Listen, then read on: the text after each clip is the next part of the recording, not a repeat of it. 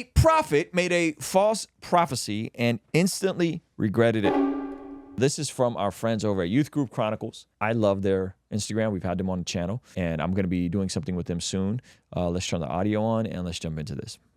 Brought in a prophet for the service. Oh. There was okay, so red flag number one. They brought in a prophet for the service. Yeah, never a good look. All right, and there was this girl, he says. Go ahead. Near the back of the auditorium, and he started prophesying over her. And he was like, she had a baby. And he was like, your baby's going to like lead millions to Christ. And it was just like kind of like a very vanilla prophecy. Interesting. Lead millions? Lead millions? Millions. Wow. That's a big, bold statement. Yeah, that's not even as vanilla. Mm-hmm. Yeah. Kind of going over like he's going to lead so many people to the Lord and like going to be a powerhouse for the kingdom. Apparently this girl with special needs. So the pastor sees this happening and he's in the back like waving his hands for the guy to stop, right? And the prophet did not stop. Yeah. So the pastor sprints up. He's flying to the stage, grabs the mic from the prophet, mid-prophecy, ends the service right there. Turns out this girl had special needs, and she was carrying a baby doll. And this Bro. You know, some people left the faith that day. She's carrying a baby doll. Bro. That's amazing. That's not good at all. That's so bad. That's amazing. You know, it's probably a small church too. So it's like everyone knows who he's talking to, and they're all like, talking to her? Talking to her baby? So what's proper protocol? Proper protocol is don't invite a prophet to speak at your church. Well, yeah. I'm talking about when it happens. You've already done it. You messed up when he got on the stage. But do we now pick up stones? I think what he meant to say was that if she was to have a baby, unfortunately, she's special needs and probably won't.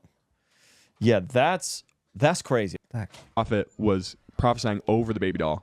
Imagine it came to life. That's crazy. She leads bad people to Christ. Florida man prophesies over baby doll. It comes to life. Leads mad people to Millions life. to Jesus.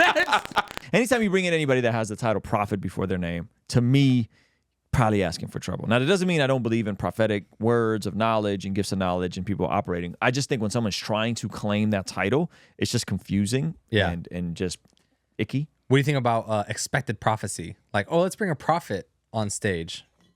Our church needs a word. Is that how it works? No, I don't think you bring in someone expected prophecy, right? I think prophets, capital P, are not how the prophetic today operates, in my opinion. I think it's confusing to put. So I think prophet. So I think foundationally, you're already asking for trouble, right? You're already asking for trouble. At the very least, it's confusing.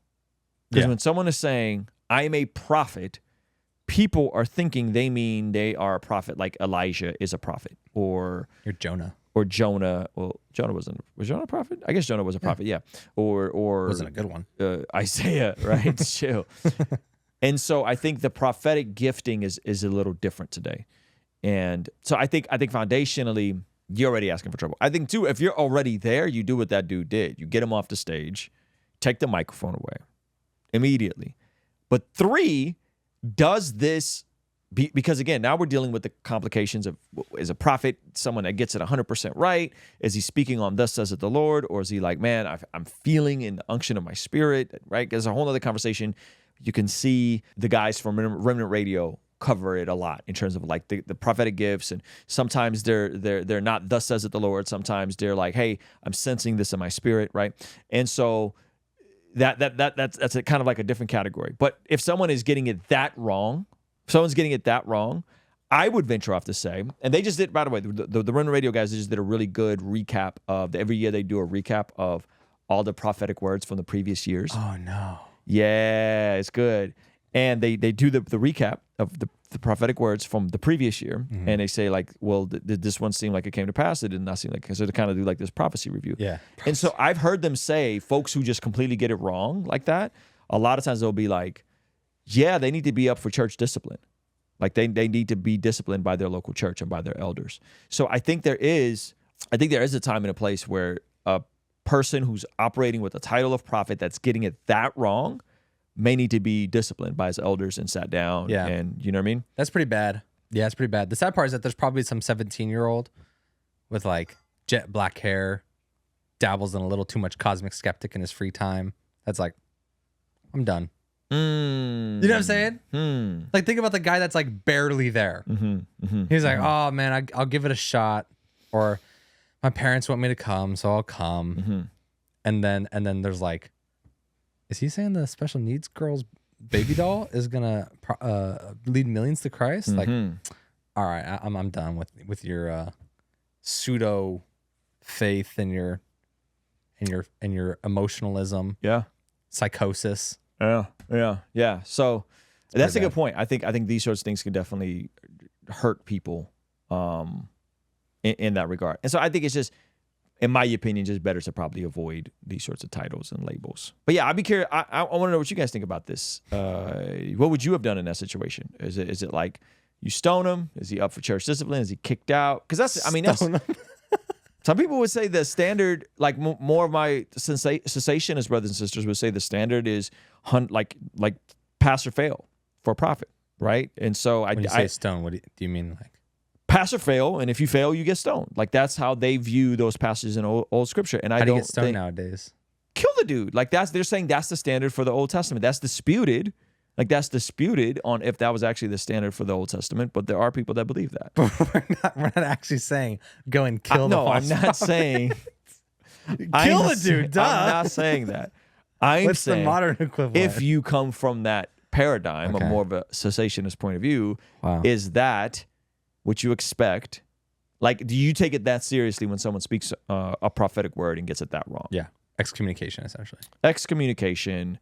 You sat down for ministry, you know what I mean? That kind of stuff. So anyway, we see according to the Bible that prayer is extremely important in terms of us being transformed from the inside out when we get aligned with God's will. For the Christians watching this channel, I want you guys to implement these spiritual disciplines in your day-to-day life.